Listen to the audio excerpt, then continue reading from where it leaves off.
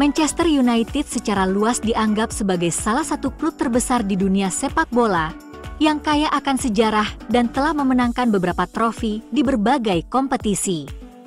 Juara Liga Utama Inggris 20 kali ini telah meraih banyak kesuksesan di kancah domestik dan juga telah merayakan kejayaan di Eropa, memenangkan Liga Champions sebanyak 3 kali hingga saat ini. Man United juga menjadi yang teratas di Liga Eropa. MU telah berkompetisi di kompetisi klub sekunder Eropa sebanyak 12 kali dengan 3 nama berbeda, Piala Intercity Fires, Piala UEFA, dan Liga Eropa.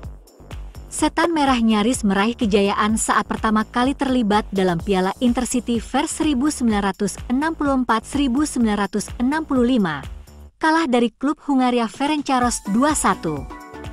Dalam babak playoff, setelah bermain imbang 3-3 secara agregat di semifinal. Man United kemudian kesulitan dalam 3 penampilan berikutnya di Piala UEFA yang baru dinamai itu. Pertama kalah dari Juventus dengan agregat 3-1 di babak kedua, sebelum tumbang di babak pertama dari Widzew Łódź dan Valencia, masing-masing pada tahun 1980, 1981 dan 1982, 1983.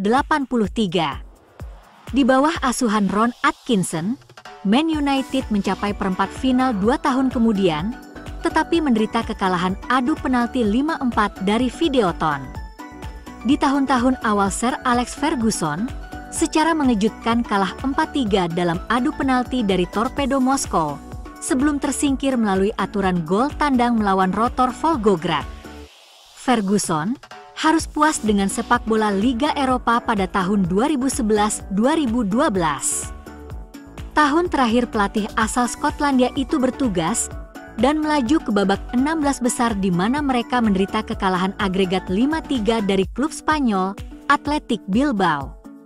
Di era pasca Ferguson, Man United telah berkompetisi di Liga Eropa 4 kali lagi, termasuk tersingkir di babak 16 besar di bawah asuhan Louis van Gaal pada kompetisi 2015-2016 di tangan rival Inggris Liverpool.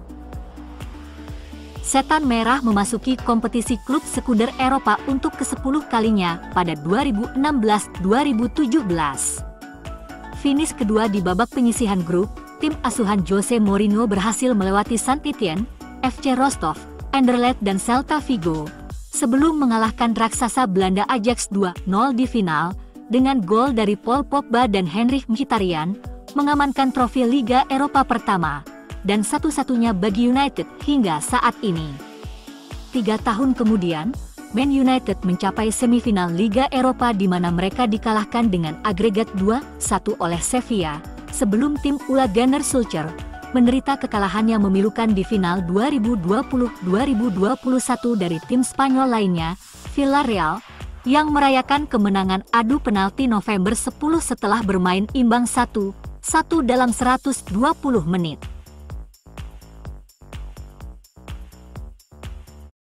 Manchester United versus Twente berlangsung di Old Trafford pada matchday pertama, Kamis dini hari waktu Indonesia Barat.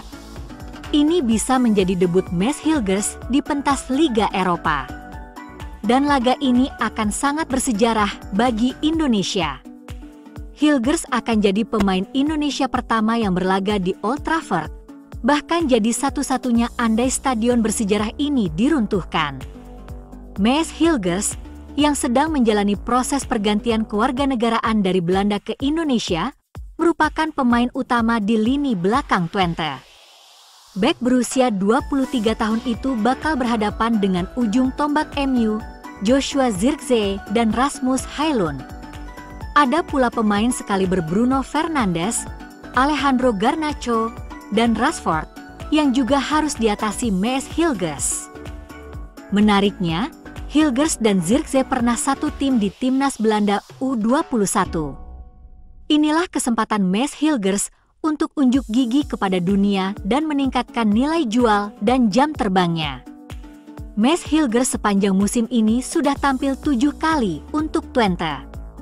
5 diantaranya berlaga di Eredivisie Belanda dengan selalu tampil penuh. Total ada 6 tackle, 2 kali memotong umpan lawan, dan 17 sapuan yang dibuat M.S. Hilgers. Pemain kelahiran 13 Mei 2001 itu juga mampu melepaskan 6 percobaan dan ada 1 assist yang dibuat. Pencinta sepak bola Indonesia tentu bakal banyak yang menunggu aksi M.S. Hilgers di laga melawan Man United. Andai bermain SIP, M.S. Hilgers tentu bisa menjadi sebuah harapan untuk timnas Indonesia yang sedang berjuang menuju Piala Dunia 2026. Jurnalis Andy Mitten mengungkapkan bahwa ia melihat pemain Manchester United berdiri di luar ruang ganti tim dengan suasana hati yang muram setelah hasil imbang dengan Crystal Palace di Selhurst Park pada Sabtu malam. United ditahan imbang tanpa gol di London Selatan dengan kombinasi peluang yang hilang dan aksi heroik dari Dean Henderson mencegah Setan Merah membawa pulang 3 poin ke Manchester. Hasil tersebut membuat United berada di urutan ke-11 dalam klasemen Liga Primer setelah mengumpulkan 7 poin dari 5 pertandingan Liga pembuka mereka. Mitten mengungkapkan bahwa para pemain MU tidak bersemangat saat berdiri di luar ruang ganti mereka sendiri setelah bentrokan di Selhurst Park.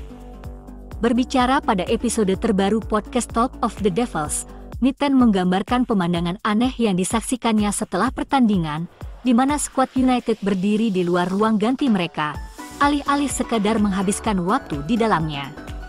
Mereka berdiri di tempat terbuka, di samping tempat tidur portabel ini, dan suasananya jauh dari kata penuh kemenangan, karena tidak ada yang perlu diunggulkan. Dan para pemain seperti berkelompok dengan teman-teman mereka, menjaga pendapat mereka sendiri. Meskipun hasilnya tidak akan benar-benar menyenangkan pendukung United, statistik yang mungkin lebih mengkhawatirkan muncul dari pertandingan melawan Palace. Bruno Fernandes kehilangan penguasaan bola sebanyak 34 kali sepanjang pertandingan, yang terbanyak dari semua pemain Liga Primer musim ini. Pemain internasional Portugal itu tidak hanya boros di depan gawang, tetapi juga tidak efisien saat menguasai bola, terus-menerus menggagalkan serangan United dengan gagal mengeksekusi umpan yang terlalu ambisius atau menggiring bola. Ia hanya menyelesaikan 73% umpannya, terendah dari semua pemain yang bermain untuk United, sementara juga tidak menyelesaikan 1 pun dari 7 umpan silang yang dicoba.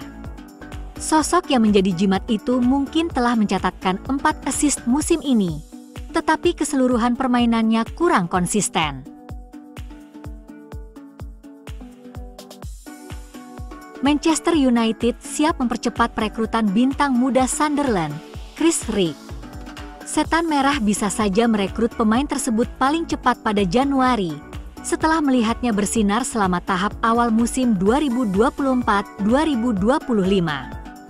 Rigg telah lama dicap sebagai pemain berpotensi tinggi, dan melakoni debutnya bersama Blackcat Senior pada usia 15 tahun di bawah asuhan Tony Mowbray.